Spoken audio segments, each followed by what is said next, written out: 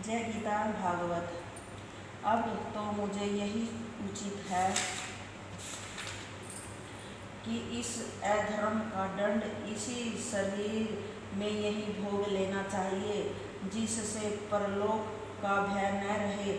ऐसा विचार करके वे परमहंस राजा के पास जा पहुँचे तथा अपनी चोरी का सब हाल बता देने के पश्चात इस प्रकार कहने लगे कि हे पृथ्वीनाथ, आप इस अधर्म के दंड स्वरूप मेरे दोनों हाथ काट डालिए, ताकि मैं अपने अधर्म का भोग इसी जन्म में भोग लूं।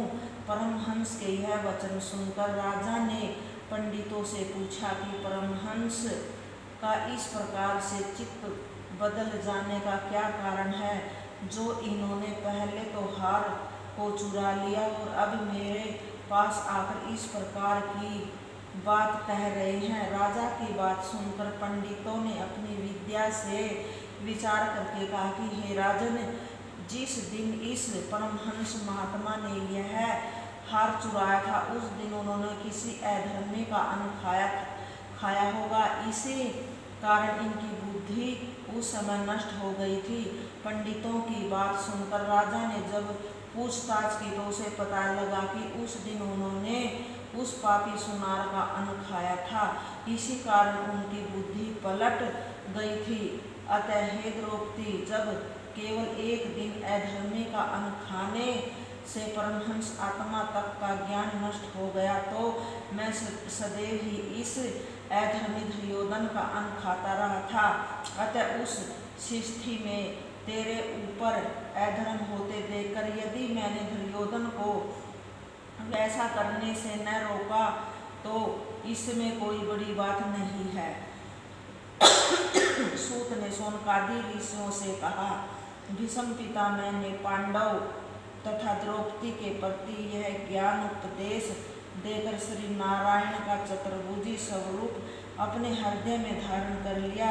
तदुपरांत वे भगवान श्री कृष्ण चंद्र की ओर देखते हुए इस प्रकार स्तुति करने लगे कि हे ज्योति स्वरूप परब्रह्मा, आप भक्तों का मनोरथ पूर्ण करने के लिए ही अवतार ग्रहण करते हैं।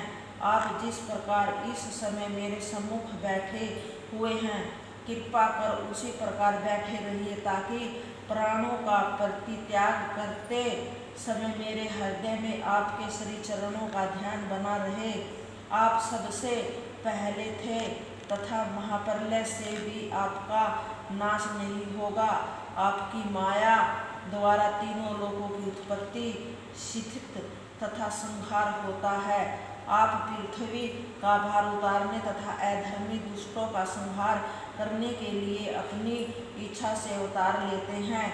आपके अवतार लेने का केवल यही कारण है कि संसारी लोग अपनी मनोहर श्यामल मूर्ति का सदैव ध्यान धरते रहे तथा पापों से छूटकर भव सागर से पार होकर मुक्ति मार्ग को प्राप्त करें। आप अपने भक्तों पर इतनी दया करते हैं कि भगत अर्जुन की प्राण रक्षा करने के निमित्त आपने उसके रथ का सारथी बनना भी स्वीकार किया। अतः स्वयं आगे बैठकर उसे अपने पीछे बैठाया। जिस समय मैं अपने तीखे बाणों को अर्जुन के ऊपर चलाता था, उसी समय यदि स्वयं काल भी सामने आता तो वह उन बाणों को देखकर भयभीत होकर भाग जाता था, परंतु आपने उन कराल बाणों से तो अर्जुन की रक्षा की और स्वयं उनके प्रहार को अपने कोमल शरीर पर सहन किया।